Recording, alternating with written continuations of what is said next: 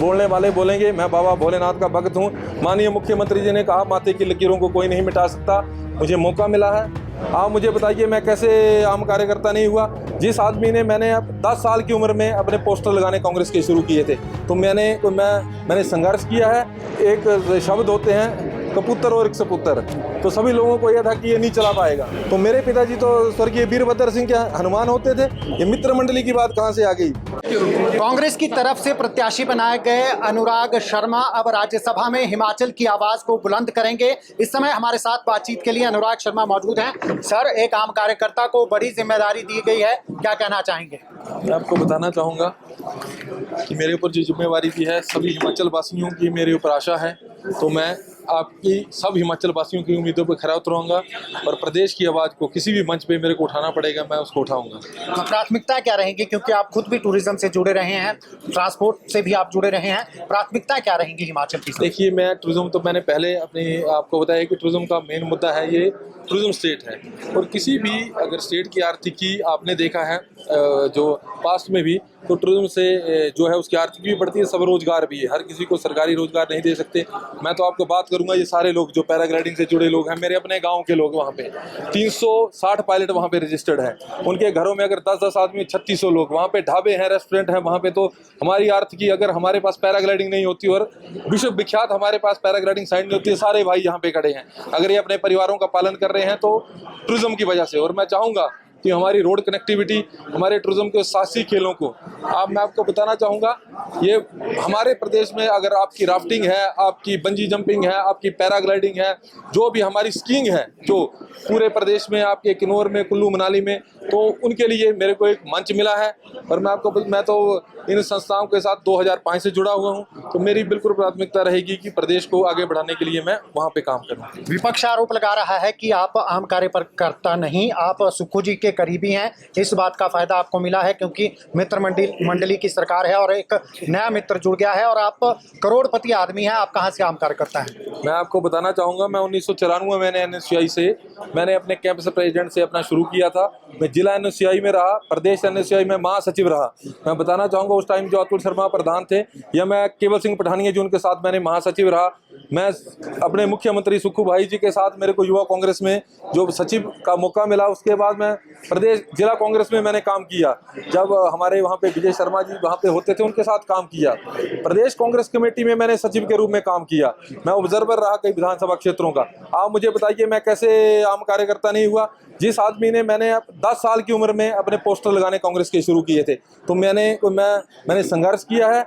मैंने हिमाचल प्रदेश में साहसिक खेलों को बढ़ाने के लिए, मैंने और मेरी टीम ने, सभी प्रदेशवासियों ने, हमने भारत में पहला विश्व कप हिमाचल प्रदेश को दिया है। लास्ट ईयर हमने फिर विश्व कप भारतवर्ष को दिया। मैं आपको बताना चाहूँगा, 15 दिन पहले एशियन माउंटेन बाइकिंग का पहला इवेंट जो भारत में सीरीज जो था, वो हमने बीड़ बिलिंग में कराया। आप कहाँ बताइए कि मेरी संघर्ष में एक कमी रही। बोलने वाले बोलेंगे, मैं बाबा भोलेनाथ का भक्त हूँ। माननीय मुख्यमंत्री जी ने कहा माथे की लकीरों को कोई नहीं मिटा सकता, मुझे मौका मिला है।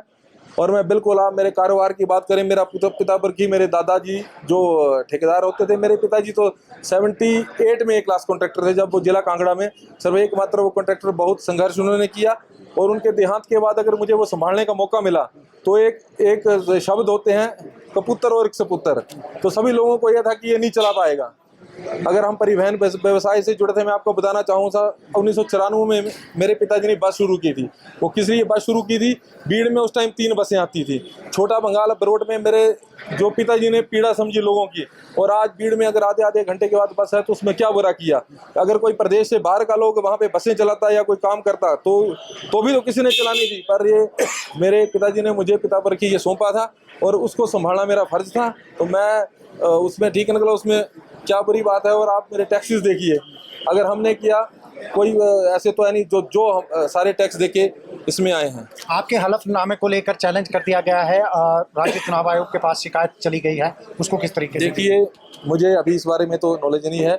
मैंने हमारी जो है, जैसे हमारी जो उसमें हमारी बैलेंस शीट लगी होती है, अगर जिसने जहाँ मर्जी चैलेंज, वो उनका अधिकार है। मुझे पता है कि मेरी एक ही चीज़ ठीक है, मैं उसमें कोई टिप्पणी नहीं करना चाहता। ये तो आपको पता है जो विपक्ष वालों की चाल है, उनको लग रहा है कि एक ऐसा जुझारू अगर यहाँ से गया हूँ, तो मेरा इस टाइम जो मेन कर्तव्य है, हिमाचल की जनता को मैं बताना चाहूँगा, मेरे ऊपर आशा है।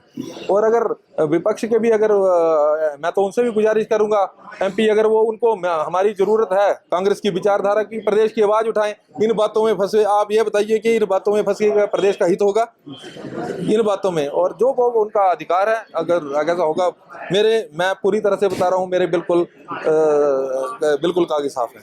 एक जो विपक्ष, मैंने आपसे पूछा भी कि मित्र मंडली, क्योंकि हमेशा से ही आरोप लगते रहे कि मित्रों की सरकार है, और एक और मित्र जो है वो अब राज्यसभा जाएगा। देखिए, मैं आपको बताना चाहूँगा, मेरे पिताजी 6 बार बीड़ पंचायत के प्रधान रहे हैं और 3 बार BDC चेयरमैन, 2 बार वो BDC चेयरमैन रहे हैं। एक बार भाजपा सरकार के समय में टॉस से रह गए थे, वो 12-12 वोट हुए थे। तो मेरे पिताजी तो स्वर्गीय वीरभद्र सिंह के हनुमान होते थे। ये मित्र मंडली की बात कहाँ से आ गई? जो नेतृत्व जो हमने ठाकुर सुखविंदर सिंह सुखू जी के साथ जुड़ा, उन्होंने संघर्ष किया कितने साल, उन्होंने किसी चीज़ की आशा रखी क्या? उन्होंने मंत्री बनने की आशा रखी, आज उन्होंने मौका दिया।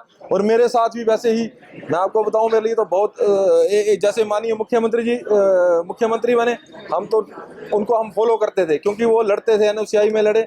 और मित्र मंडली की बात करें, अगर NSCI से जो कोई भी हमारा शख्स है, अगर वो वहाँ से चला है तो उसको नहीं बनाएंगे तो क्या भाजपा के लोगों को बना देंगे हम? Thank you very much. तो ये थे हमारे साथ अनुराग शर्मा, जो राज्यसभा में अब हिमाचल की आवाज को बुलंद करेंगे और हिमाचल की पैरवी करेंगे। जैसा कि इन्होंने कहा कि हलफनामे को लेकर, जो इनके हलफनामे को लेकर सवाल उठ रहे हैं, उसका सवाल, इनके पूरे कागज सही है, पूरी बैलेंस शीट सही है, और जिसे जो भी आपत्तियां दायर करनी है वो शौक से दायर करें। दैनिक सवेरा TV के लिए शिमला से गजेंद्र शर्मा।